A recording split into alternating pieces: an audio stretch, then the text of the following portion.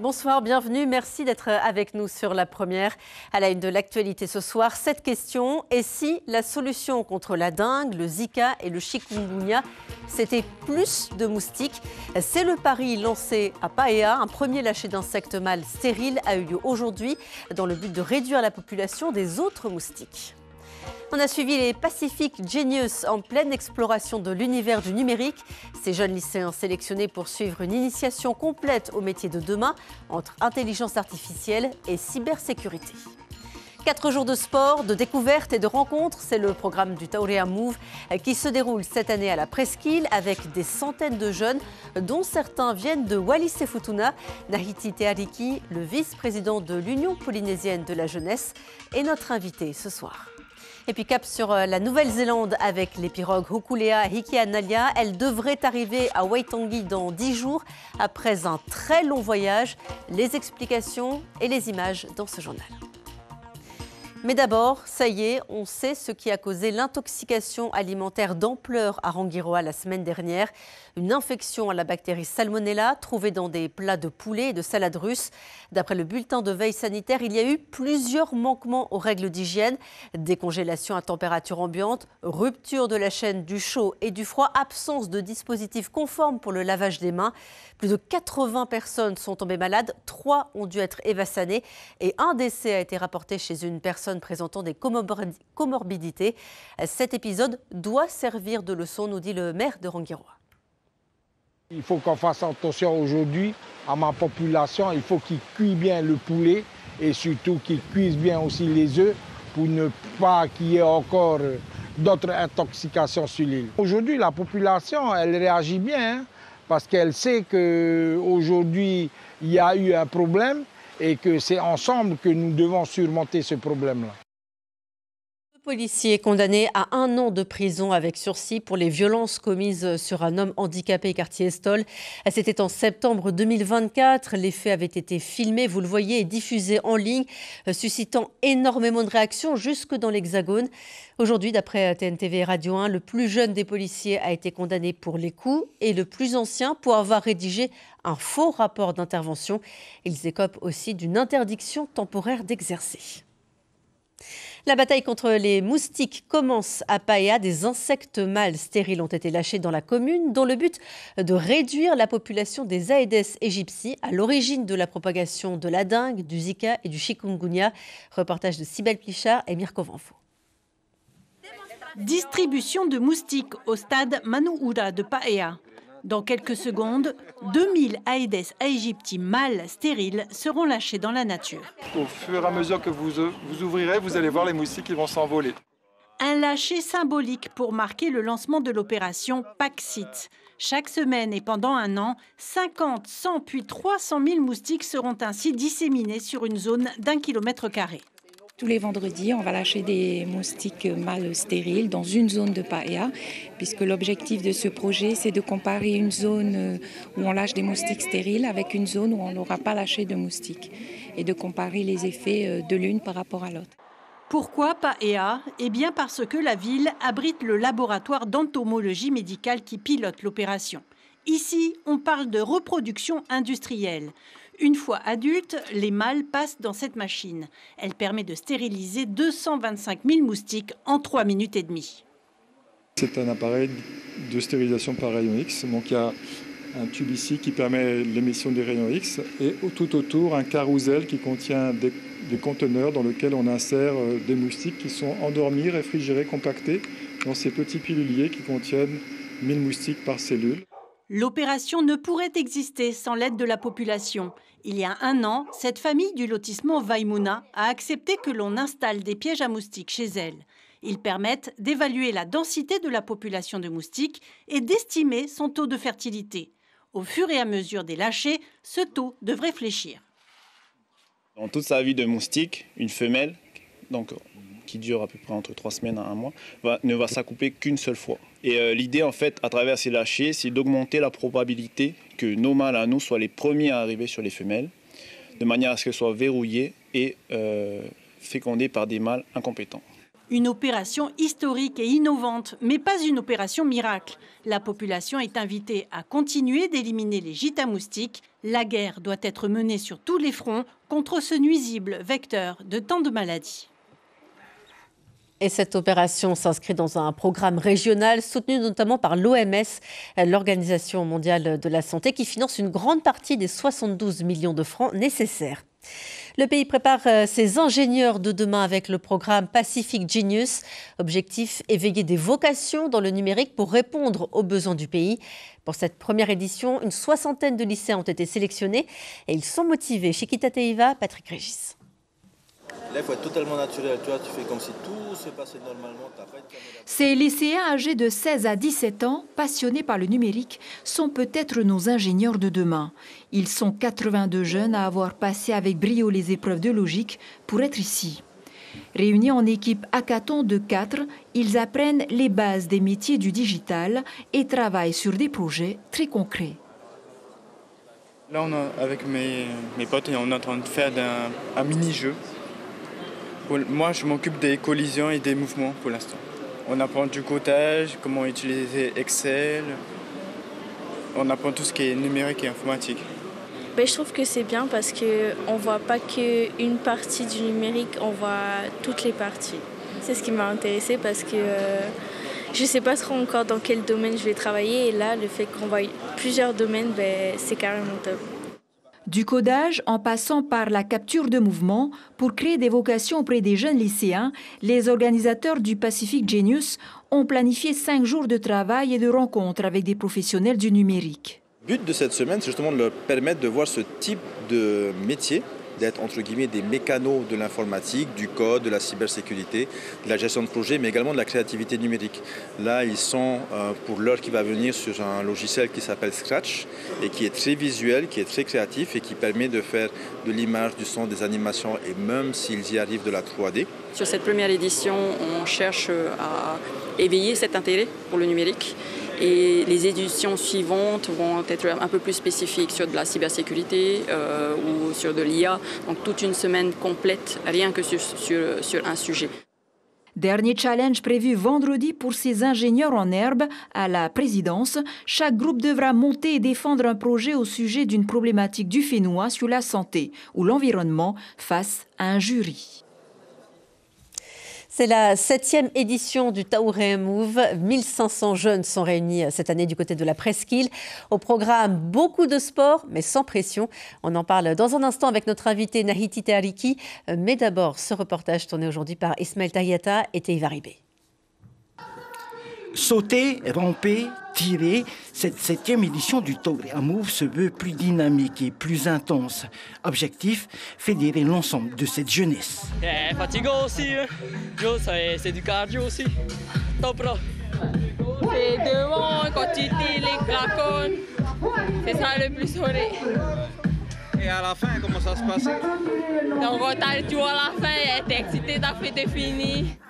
Ici, des Romains des bois en herbe et une compétition qui permet de rapprocher les jeunes d'îles et de communes différentes. Le but du jeu, c'est tirer dans les cibles, ou ça, c'est tirer sur les joueurs. Tant qu'on sort des masques, c'est bon. Et là, comment ça se passe pour votre équipe? Là, pour l'instant, dans notre équipe, on gagne, on est en tête. Tu apprends la cohésion, le respect, l'amitié, tu vois des rencontres, tu crées de nouvelles amitiés, on va dire. Les associations sportives de Taïra-Pouès se sont mobilisées pour faire de cet événement une réussite. Et de la boxe anglaise pour garçons et filles. J'aime bien boxer, j'aime bien recevoir des coups, donner des coups, j'aime bien gagner. C'est beaucoup de temps et surtout d'organisation pour pouvoir gérer tous les jeunes qui arrivent. On a repeint la salle, on a mis à disposition du matériel pour pouvoir qu'ils travaillent en sécurité et toujours s'amuser. Hein. Ouais, j'avais hâte, on s'était préparé pour ça. J'étais carrément en forme pour jouer, pour participer. Toutes les activités sont gratuites. Seule obligation, respecter le règlement à la lettre et surtout éviter les problèmes de comportement. On a fait le choix de pouvoir permettre à tout le territoire de Taïra-Pouès de profiter de l'événement. Et donc on a des sites d'activité qui démarrent à Toahutu et qui se terminent sur la vague de Teahupo'o, puisque cette année on a également fait l'incroyable pari de pouvoir envoyer les 1500 festivaliers sur la vague. Près d'une cinquantaine d'activités prévues en journée, sans compter les stands de prévention et de sensibilisation aux addictions. Ils n'ont plus que 3 jours pour tout essayer. Nahid Titealiki, bonsoir. Bonsoir. Vous êtes le vice-président de l'Union polynésienne de la jeunesse.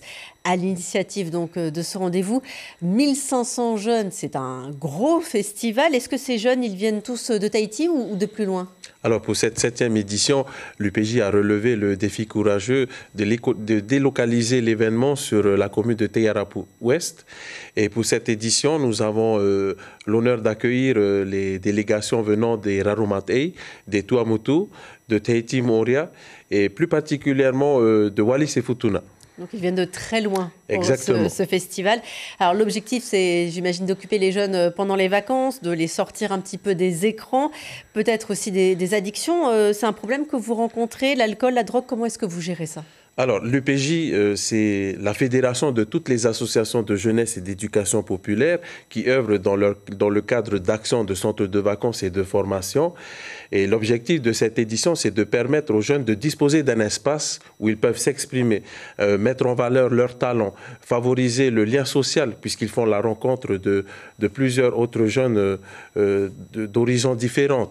Et le fait aussi d'avoir délocalisé l'événement sur la commune de Taiarapu Ouest, c'est de permettre en fait à la commune de connaître cette dynamique, de voir ces jeunes venus d'ailleurs découvrir l'authenticité de leur territoire. Et donc, vous avez des stands de prévention, on l'a vu dans le reportage. Vous mettez l'accent cette année sur la lutte contre l'AIDS. Exactement. Nous avons 4 sites d'activité, un village dédié à tous les ateliers liés à la prévention, dont la présence exceptionnelle de la Fédération de lutte contre le AIDS, pour sensibiliser nos jeunes, encourager nos jeunes à ne pas suivre cette voie. D'autres ateliers sur les activités plus de bubble foot, de laser game, et une autre activité, comme l'a dit notre directeur, liée à l'aquatique, du va'a, du kayak et surtout de l'excursion, envoyer nos jeunes sur la vague mythique de Teahupo'o. Oui, donc beaucoup de sport, mais ça ne s'agit pas vraiment de compétition, hein. C'est surtout effectivement la cohésion, l'amitié. Exactement, le vivre ensemble, faire société, permettre à cette jeunesse d'avoir un espace pour se mettre en avant, montrer à ses camarades qu'ils sont capables de montrer leurs limites au travers des défis qui leur sont proposés par tous les acteurs qui ont contribué à la réussite de cet événement. Même pour des jeunes qui ont 18, peut-être 20 ans, il faut encore apprendre à vivre en groupe ? Exactement. L'objectif principal de ces éditions-là, c'est de favoriser le vivre ensemble, de permettre à nos jeunes qui sont livrés à eux-mêmes pendant le temps scolaire de se retrouver entre eux, de s'affronter, de mettre en place des stratégies et parfois même de faire preuve de fair play, d'accepter que si on veut atteindre un objectif, ce n'est qu'ensemble qu'on peut le faire. Et qui encadre ces jeunes ? Nous avons la chance de compter sur des prestataires d'activité, bien évidemment, mais aussi sur les 200 bénévoles que l'UPJ a réussi à mobiliser sur 3 semaines pour les préparations et depuis ce matin pour l'organisation de l'événement sur 4 jours. Et qui sont ces bénévoles? Est-ce que ce sont d'anciens jeunes qui ont bénéficié justement de ces défis? Il y a des anciens participants, mais aussi de nouveaux qui sont intéressés par cet état d'esprit de l'UPJ qui repose sur le don de soi, puisque aujourd'hui, nous connaissons une crise de l'engagement, c'est-à-dire que pour servir, le jeune ou qui que ce soit dans notre société ne peut plus donner de son temps sans contrepartie financière. Il est important de rappeler à notre société polynésienne que le Polynésien, dans sa culture, c'est de donner sans attendre de retour. Et dans ce don de soi, ce qu'on attend, le retour que nous avons, c'est cette reconnaissance. Les étoiles qui brillent dans les yeux de nos jeunes, des beaux souvenirs qu'ils garderont en mémoire quand l'édition sera finie. Oui, vous le dites effectivement, donner de son temps gratuitement, ce n'est pas vraiment à la mode. Vous n'avez pas eu trop de mal à les trouver, ces bénévoles ? Non, pas du tout, puisque nous sommes à notre 7e édition. L'équipe de l'UPJ, notre présidente, son directeur et l'équipe permanente ont bien travaillé sur le terrain. Avec aussi le réseau associatif de l'UPJ, nous avons pu mobiliser autant de monde pour permettre l'encadrement de ces activités. Alors, on l'a entendu dans le reportage, les règles sont très strictes. Chaque participant doit les respecter. Il n'y a pas quand même des débordements parce que 1500 jeunes, on imagine que quand même parfois il peut y avoir un petit peu des dérapages. pour un événement de cette ampleur, nous ne sommes pas à l'abri de petits événements de refus d'obéissance au règlement intérieur. C'est aussi le milieu où le jeune doit apprendre à respecter les règles. S'il veut bien s'amuser, il doit être authentifié par son badge que vous voyez là. Il doit accepter d'être contrôlé tout au long de l'événement. Merci beaucoup Nahiti Tehariki d'être venu sur notre plateau ce soir. Et très bonne 7e édition du Taourea Move. Merci. C'est le plus grand événement de sport traditionnel du Pacifique, les Te Moana Nui Traditional Games. Ça va se passer à Hawaï à partir de ce week-end et la Polynésie y va en nombre. 28 athlètes pour concourir en levée de pierre, grimpe au cocotier, lutte et course des porteurs de fruits. Dernier entraînement avant le départ cet après-midi au parc Aohaitinihau. On voit que d'année en année, il y a un engouement de la part des athlètes parce qu'ils vont quand même s'affronter aux meilleurs du Pacifique. Donc oui, il y a une grosse délégation qui part et ils sont tous prêts et motivés. Il faut être polyvalent dans les différentes disciplines puisque nous avons le lever de pierre, les courses de porteurs de fruits, la lutte traditionnelle et le grimper au cocotier. Donc le choix des athlètes est vraiment important pour que on puisse justement répartir les athlètes dans toutes ces disciplines. Cette information à lire sur notre site internet, le décès de Ben Poroy, rameur de 64 ans. Il venait de participer à la Hawaii Kinui Va'a au sein du team ADT. Les hommages se multiplient sur les réseaux sociaux pour saluer la mémoire de ce grand sportif. On prend des nouvelles de Hokulea et Hikianalia. Après avoir quitté Tahiti puis Bora Bora, les pirogues hawaïennes ont continué leur périple et sont restées à Rarotonga pendant près de 2 mois. Direction maintenant la Nouvelle-Zélande, comme nous le raconte Matei Toutave. La route maritime entre Rarotonga et Aotearoa est bien connue puisqu'elle a permis une des dernières migrations polynésiennes. Hokulea l'a empruntée il y a 40 ans et ne l'a pas refait jusqu'à aujourd'hui. Et comme ses prédécesseurs, Lehua Kamalu, capitaine et navigatrice, a décidé de passer par les Kermadec, Rangitahua de son nom maori, un chapelet d'îles inhabitées situé au nord de Aotearoa. Le fait de viser les Kermadec, ça va nous donner un repère qui nous permettra de nous positionner très précisément lors de l'approche finale vers la Nouvelle-Zélande. Les Kermadec sont des îles très spéciales, très difficiles à voir. Il n'y a pas de lumière sur ces îles. Personne ne vit vraiment là. Elles sont toujours dans leur état naturel. Il est très rare que des gens aient la chance de les voir. Depuis leur arrivée à Rarotonga il y a 2 mois, les pirogues sont restées entre les mains de l'association Te Puna Marama.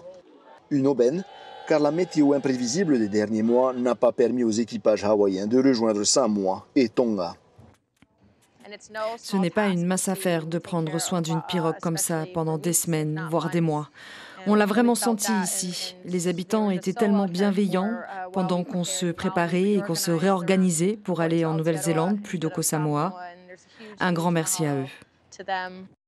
Les Va'a sont attendus par les communautés maoris à Waitangi le 14 novembre prochain. Elles passeront 6 mois avant de continuer le voyage Moana Nui Akea vers Samoa, Tonga et la Micronésie. Lolo Lachiparmentier, ancien chroniqueur de La Première, mais aussi animateur, caricaturiste et passionné de cinéma. De son vrai nom, Laurent Lachivé, est décédé des suites d'une longue maladie. Il laisse le souvenir d'un homme drôle, au verbe affûté, qui a marqué une génération d'auditeurs, mais aussi ses anciens collègues. Je vous rappelle l'information principale de ce journal. Paea déclare la guerre aux moustiques grâce à une technique innovante. Le principe est de lâcher toutes les semaines des moustiques mâles stériles et ainsi d'éliminer la population des Aedes aegypti, les moustiques vecteurs de la dengue, du Zika et du chikungunya. À terme, la lutte pourrait être étendue aux moustiques vecteurs de la filariose. Ce soir, sur La Première, 2 épisodes de la série Meurtre au paradis, puis la série sentimentale Legacy. Voilà, c'est la fin de ce journal. Je vous souhaite de passer une excellente soirée. À demain.